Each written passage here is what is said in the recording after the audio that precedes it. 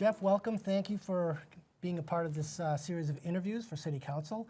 So why don't we start? You can introduce yourself, the ward that you'd like to represent, and just a little bit of background about yourself. Sure, thank you very much. My name is Jeff Foote. I'm running to represent Ward 10 in East Concord. I'm a lifelong resident, professional licensed engineer in New Hampshire. I think I have the experience, education, and temperament to bring positive change to Concord, and I look forward to working with the residents of Concord. Well, great to have you here. Thanks for throwing your hat in the ring and Sure. being willing to serve. I'm just going to start off. Want to talk about tax base in Concord. So we have a lot of tax-exempt property, and that shifts the burden of taxes over to businesses and property owners.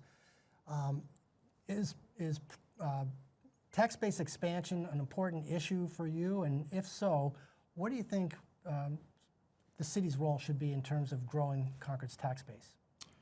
Well, it's a good question. Over the past several weeks, I've knocked on many doors and listened to the residents and concerns in Ward 10. And yes, expanding the tax base is necessary, especially for our young families and and our seniors, so they can remain in their homes. Sure. As a longtime resident of Ward 10, I appreciate living in the largest, most rural, and least densely populated area of the city. I believe we have a good quality of life. As far as economic growth, I believe that economic growth must foster ideals that promote good and safe roads, clean water, provide good environmental stewardship, and recreational opportunities.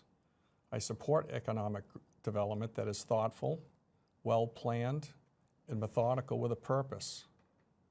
I also support public-private partnerships, including tax increment finance districts, to grow the tax base. The city must continue to support partnerships that benefit both the city and the developer. We've seen positive results of public-private collaboration on Main Street over the past several years, and this has spurred investment and reinvestment in the community, which ultimately expands the tax base and lessen the individual tax burden. So yes, I do support those measures. Okay, thank you. I'm going to shift gears a little bit and talk about housing. Sure. Chronic shortage in New Hampshire and other parts of the region.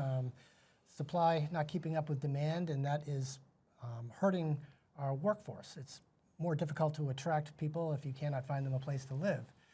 So it's a big issue, and I know that there are some brighter lights on the horizon, but what do you think we should be doing differently at the city level in order to deal with this issue of housing shortage? Frankly, I believe Mayor Boulay and city staff has done everything they can to promote affordable housing in Concord. For the last several years, it has relaxed its developmental impact fees. And since 2020, city staff and the planning board have advanced approximately 3,000 housing units that are in various stages of development. This includes 575 affordable housing units. That is a significant commitment to housing, and I'm guessing neighboring communities have not seen the per capita increases in housing that Concord has. And again, there's other factors that are outside of our control. The economic factors right now may be dampening development opportunities. The cost to do business has increased, obviously, in the past few years. Building materials are up, material costs are up, energy is up, and we have labor shortages. And of course, we all know probably the biggest reason is we've seen a significant rise in interest rates, which is going to, temper enthusiasm in the development community. So I think the city has done a good job in promoting affordable housing and all housing, really. There are a lot of units on the books, some under construction. I think the challenge is bringing them across the finish line because the demand is it's pretty tremendous right now. Understand. Well, we'll switch. We'll talk a little bit more about sort of this issue, a tangential issue, the homelessness issue in Concord. We've got some good folks working on addressing some of these issues, but it seems that the homeless population grows every year, and we're not able to keep up with the services, not able to keep up with the demand there. What do you suppose we should be doing differently in order to address this issue? I can remember when I was a kid, I think we had one homeless person in Concord. 10, 15 years ago, we probably had a dozen or so, and now, according to the Monitor earlier the article in the Monitor earlier this week, there's in excess of 400 people in Concord that do not have housing. It's baffling. We have to realize this is a public safety issue, and I understand the composition of the homeless. We have some that simply want to live off the grid. We have some with a criminal intent or element, and then obviously we have those who suffer with substance abuse and/or mental health issues. And then we have a fair amount that are just down on their luck. As a resident and friend of many business owners in the city, I'm troubled by the negative consequences of homelessness and its cost to do business. The current interagency approach to collect data is an excellent way to track and help those who want or need assistance. It is also a good measurement tool so we can measure outcomes to see if what we're doing is successful. And frankly, for those who just want to live off the grid or have a criminal element, I agree with Councilor Sexton Grady's comment in the same Monitor article regarding the Martin Park area, where she said, the city must be vigilant to ensure no one thinks it's acceptable to return. Essentially what I'm saying is we need to help the people and direct resources to those people in need that want help. And I think, we all appreciate what is being done by the various groups, the Community Action Program, the City HR Department, the Police Department, the Coalition to End Homelessness, Riverbend, et cetera. This is really a good effort by many agencies, and we should be proud of that. But we should also understand that we want a safe city that's attractive. Yeah. It is a challenge. Certainly is. Well, I'm going to shift gears here again. I want to talk a little bit about tourism, major industry in New Hampshire. We in Concord have amenities that are attractive to visitors. We don't have mountains, beaches, and lakes, but we do have outdoor amenities. We have a lot of history. Do you think we should be investing more in attracting visitors into the community? And if so, what role should the city play in that? Well, the city should be involved with it, and frankly, I do support, and I think many communities do, is they reach and use the Chamber of Commerce as a tool for some of those endeavors. I would support allocation of resources to the Chamber and other groups to attract tourists and events into the city. Having said that, I would want to make sure that the money is well spent and wisely spent, and we realize a return on our investment. I think there's some simple measures the city could introduce to be more inviting. Simple things like signage, and this is a safe city, and we need to promote that. And then some other simple things is lighting improvements, whether that's at the exit ramps or through development.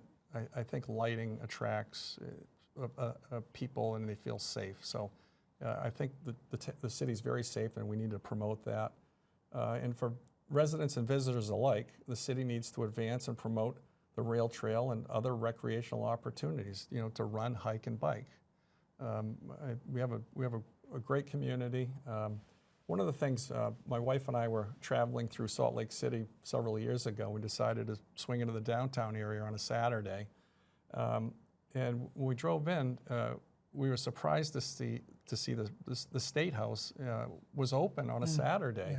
Yeah. And we went in and had a self-guided tour, and the place was packed. Yeah. And I think, the New Hampshire State House, you mentioned history, it does have a rich history, and the state and the city need to collaborate, and we need to exploit that asset and get people off 93, simple signage, open Saturdays 11 to 5 or something along those lines. I think that's a draw, and that really helps fill restaurants, shops, and hotel rooms. Well, we have been successful on a very limited basis getting the State House open on selected weekends. Yeah. But we have to go out and raise a ton of money to do it. Sure. Because the state will not invest a penny in that. But when we have done it, we've marketed it and brought hundreds of people because people want to get into that State House, but Monday through Friday they're working. Sure. So on weekends, we would get 300 to 400 people passing through the State House open on a Saturday. So that's more than you're going to get for visitors any day during the week. I agree. The consistency is important. To have a sign, State House open Saturdays on the highway, I think is a nice draw. Well, that's a good segue into the final question here, talking about Interstate 93. So we're going to see some big changes on the highway, and maybe that's an opportunity for us. I think it is, but tens of thousands of cars going up and down that highway. But if you, and this is my opinion, if you look at Concord driving by from the highway, it's not a very flattering image. What could we be doing differently? I know that you mentioned lighting, for instance. I think that's a legitimate approach to it, maybe a fairly inexpensive approach, but what types of things could we be doing to make Concord more attractive from Interstate 93? So, obviously, there's always room to improve, and you're right. We could be doing a little bit better. I think there's plans to remove the parking garage on Store Street and relocate that up in the center of town. I think that would open up. It would open up that area, and instead of residents looking at a dilapidated parking garage, they'd be looking at the backside of some historically significant buildings that front Main Street, and now that would present an attractive alternative. And also along those lines, if you mentioned the highway, and if we somehow could work with a Capital Shopping Center to introduce a facade that faces the highway that's more attractive,